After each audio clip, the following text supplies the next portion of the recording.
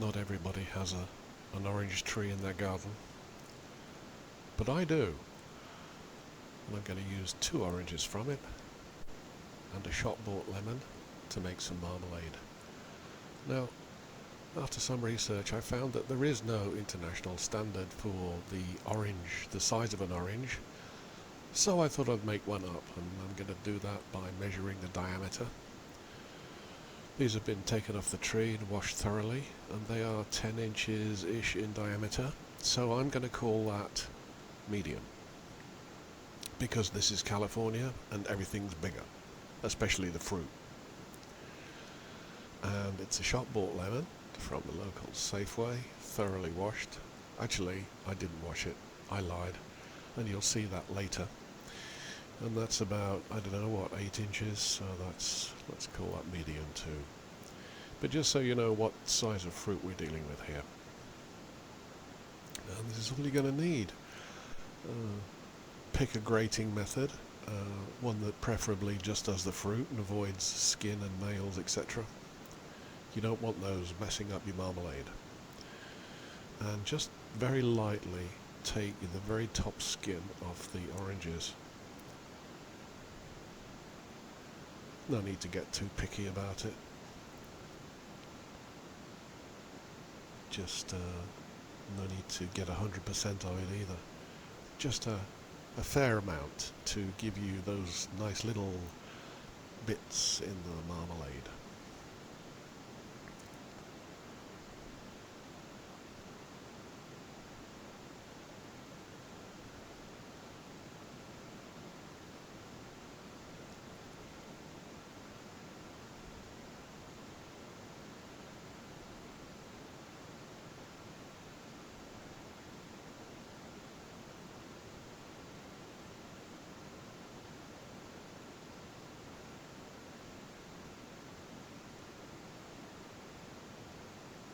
In fact, it can take you all day if you get too picky.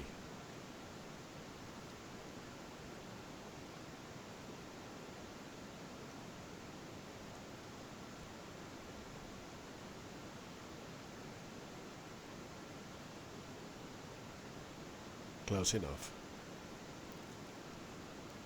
And you can also add a little bit of lemon zest if you want as well. It gives the marmalade a kind of interesting pop to it. Not too much.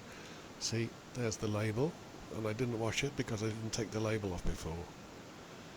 Always important to wash store-bought fruit.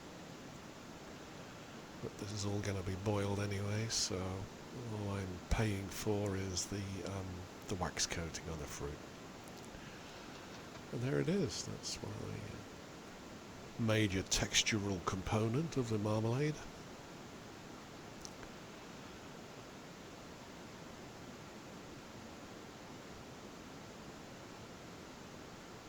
Don't do this with a knife, by the way, it's very dangerous. But I'm not a professional chef, I'm a software engineer, so it's okay. Now I'm just going to... Are you sure that's how you want it? Yeah, okay, good. So now we're going to just cut some thick slices out of the fruit. Off of the ends. Just coarsely slice it. And then trim off the rest of the white pith and any remaining zesty skin. You just want to basically end up with half a bowl or so of just a pure fruit.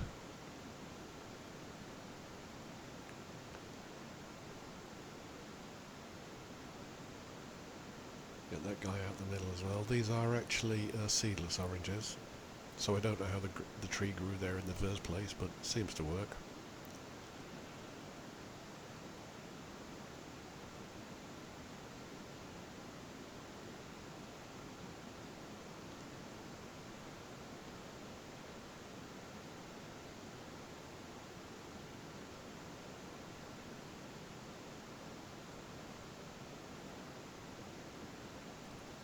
Just to the right of this board, although you can't see it in the picture, is a sink with a food disposal unit in it. Hence the casual flicks of the knife to the right.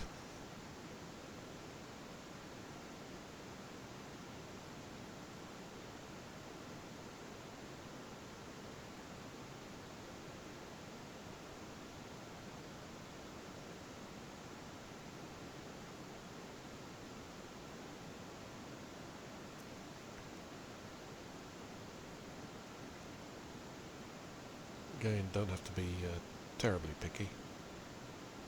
And as you can see, I'm willing to lose quite a lot of fruit. I'm not sure I would do it this way again. Probably cut it in slices, halve them, and use a fillet knife or something like that. I'll try that next time, because this is slow.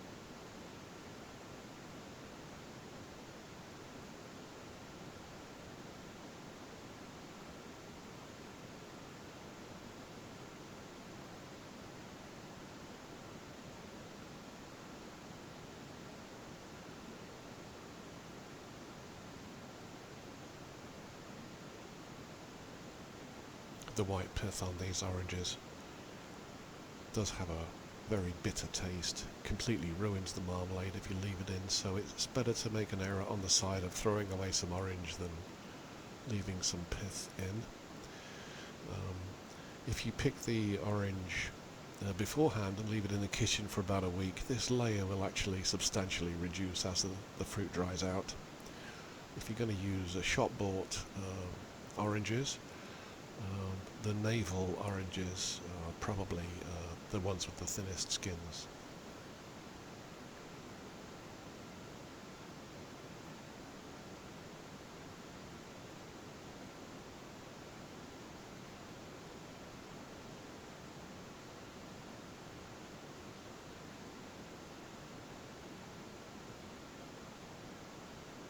You're right, close enough. Lemon, we're going to do exactly the same thing. Now this lemon does have seeds in it, so we're going to have to watch out for those.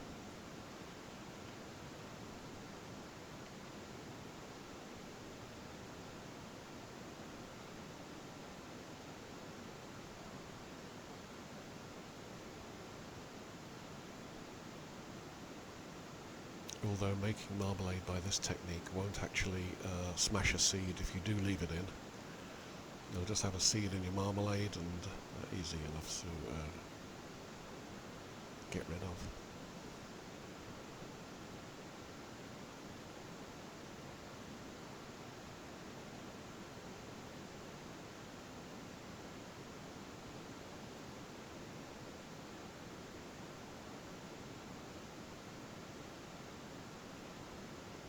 Alrighty.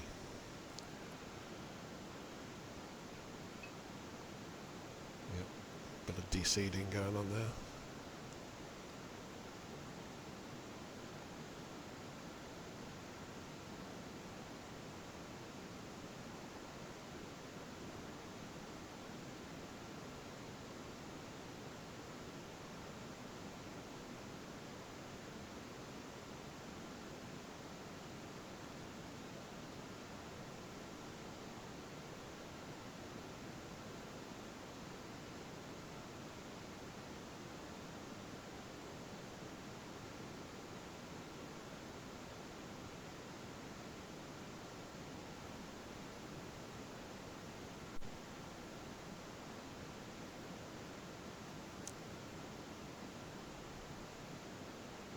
Measure out the water.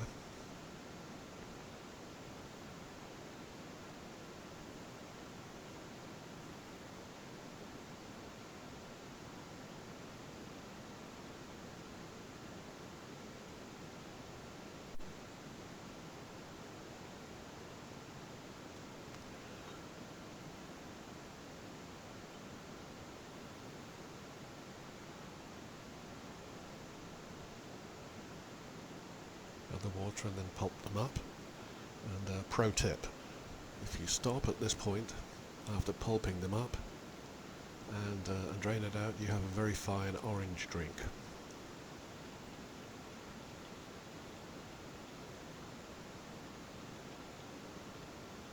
No cuts in this, this is real time, so you can time that if you want. Okay, onto my immaculate cooktop. You can see there I'm running about half heat on one of the bigger burners. 10-inch standard saucepan. This one doesn't have a very thick base, so it's going to warm up pretty quickly.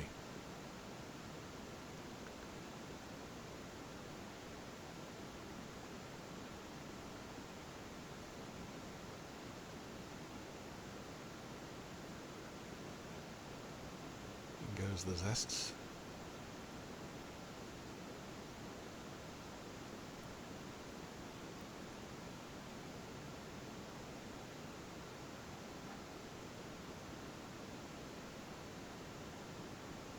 Just going to bring this gently up to a boil.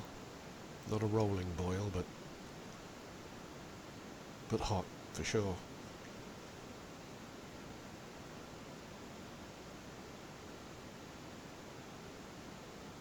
No, it's not going to go there either. Let's use a plate.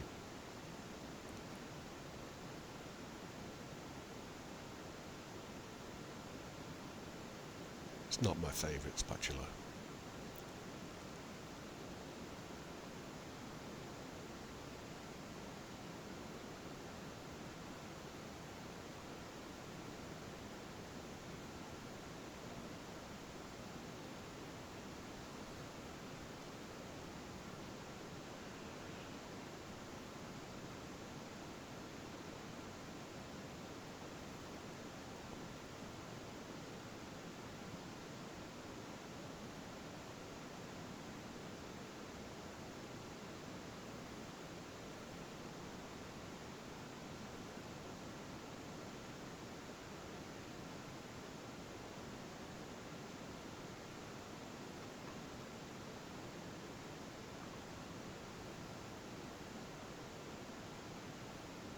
Again, there are no cuts in this, so you can see it end to end, and I'm reliably informed that you do have a fast forward button if you want to use it.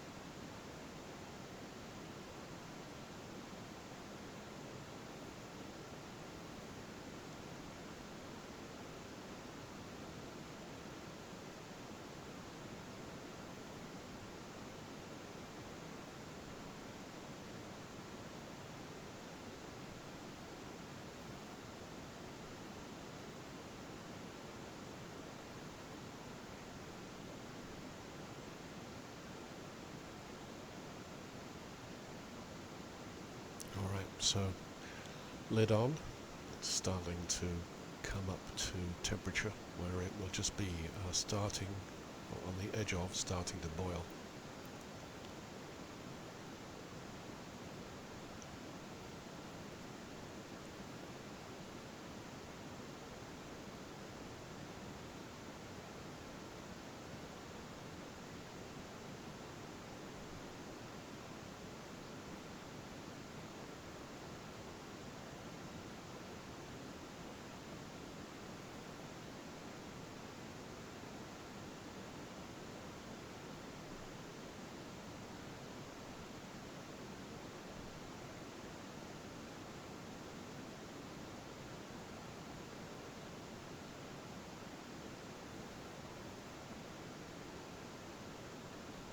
It's just regular granulated, white granulated sugar.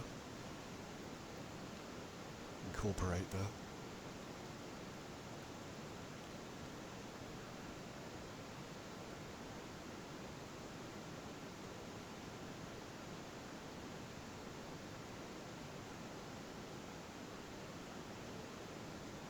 Whatever you do, don't clean out the bowl with your fingers.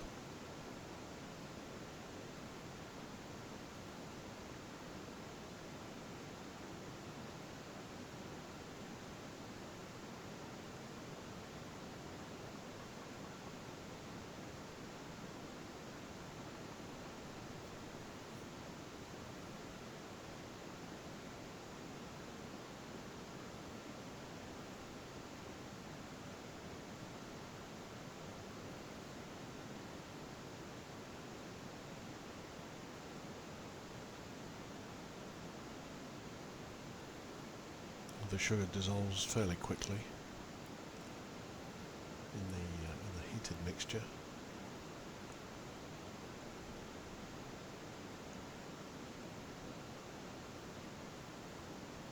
And now we're going to keep bringing up the temperature. Still on medium heat, haven't touched that. Oh!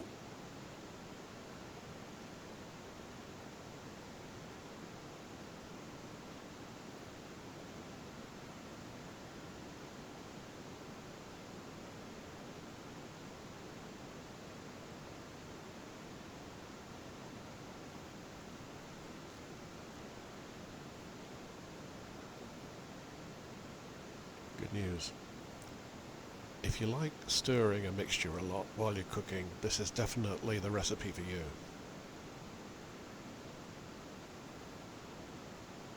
Again, there are no cuts here. I'm going to boil this, and it's going to be something in the region of 10 minutes on a real hard rolling boil. Whatever rolling boil means. Yeah, you can just see it starting to go there.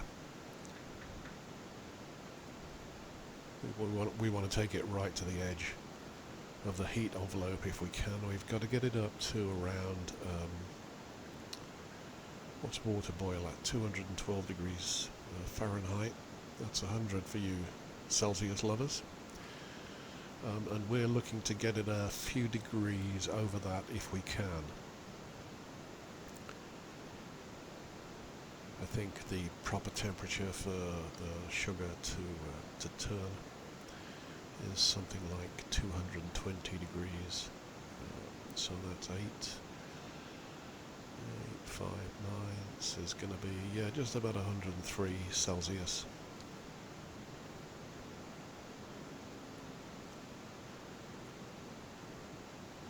So I can just control I'm not going to touch the heat at all, and I'm going to control the boil with the lid and with the spatula.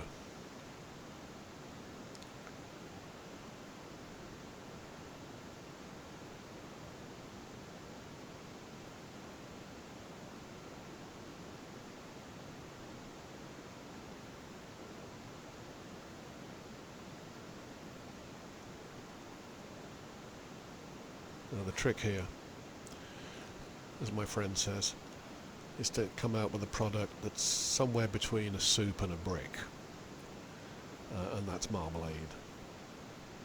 So it's going to be in between those two extremes, and you're just going to boil up your sugar. I'm not going to fuss around with thermometers or anything like that. You can just do all this by observation. Well, you can if you have a glass lid on your pan anyway. Hey, there she rises. Again, they're just going to control that with the lid.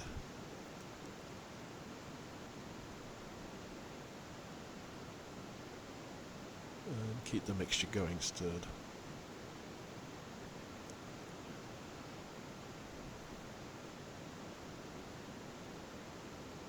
Now a lot of people say that you should put a glass bowl in the freezer and just have a look and see when a few drops of this liquid start to crinkle up.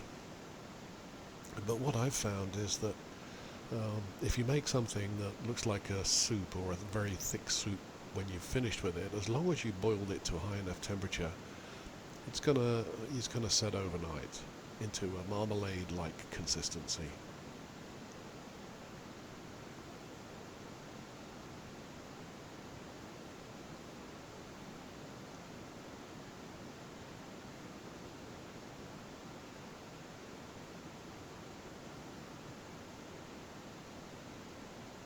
Where's that lid?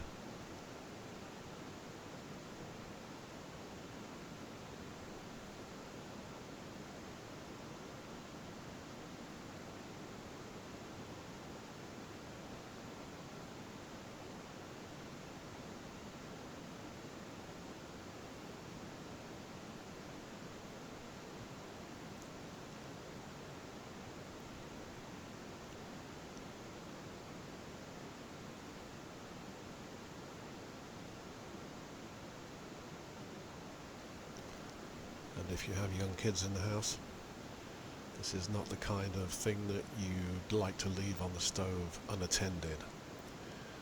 And you can see that I've been trained so well that I still turn the saucepan handle, to the side so it can't be grabbed by a little one from below.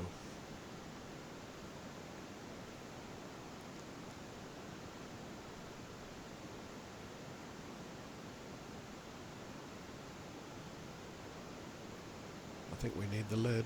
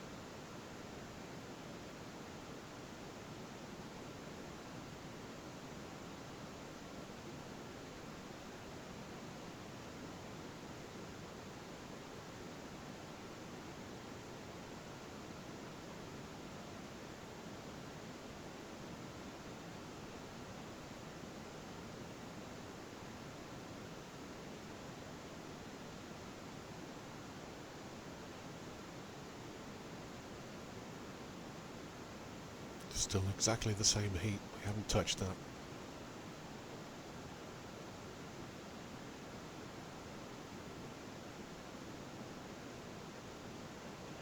I was just showing you the heat. No other reason to move the pan at this point.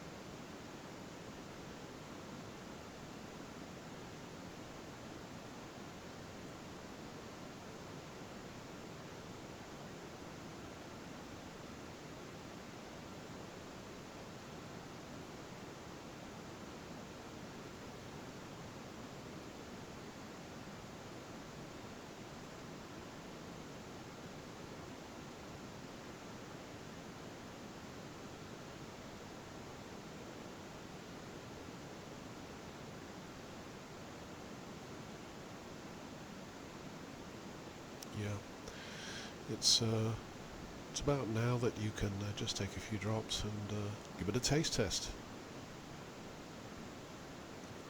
Let that cool down for a little bit, obviously. Otherwise you'll be in the burns unit before you can say, "Ow, my lips."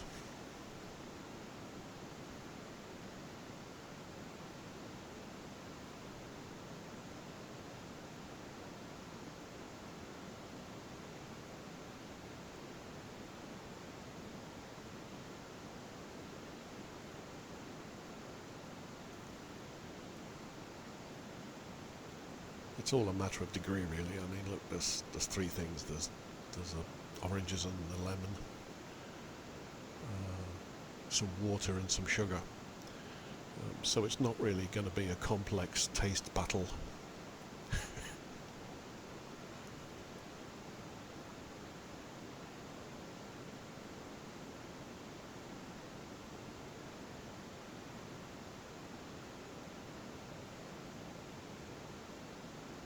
You can just see that,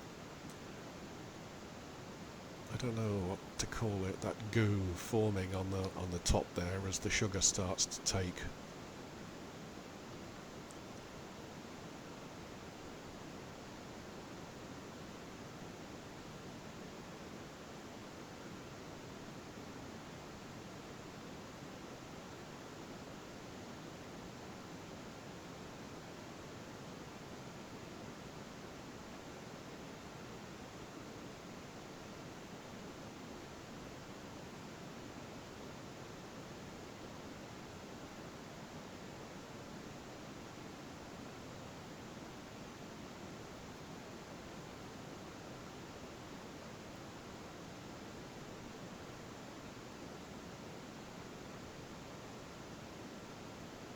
like the look of that.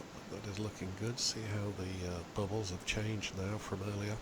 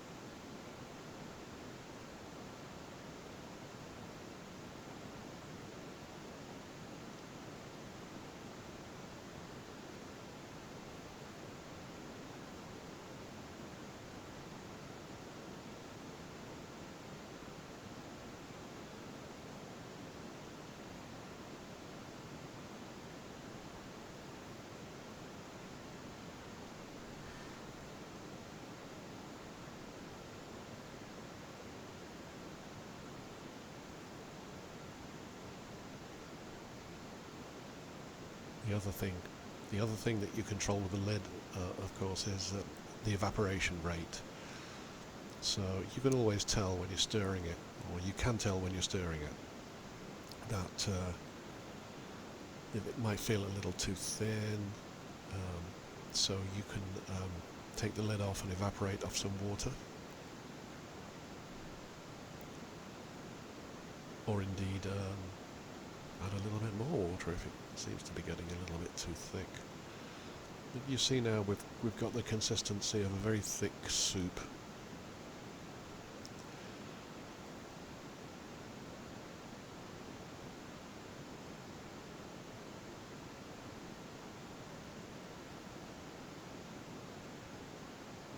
And that's it.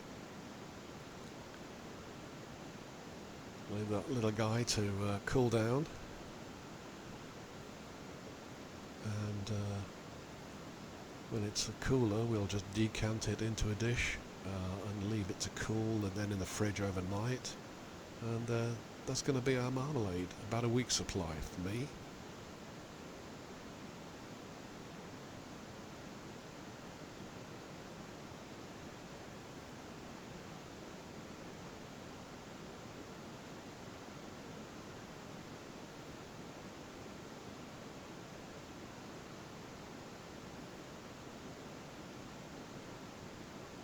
Here we are the next morning. This is the actual marmalade that you just saw me make. See, it's got a little bit of a top on it, and then it's a little bit too thin underneath. I suppose I could get rid of all of that by giving it a bit of a churn, but now this is just as I... See that skin? This is just as I decanted it out of that pan last night. May you get more of it on your bagel than I seem to be able. I'll go on then. Just one more little bit. And we're done. Enjoy!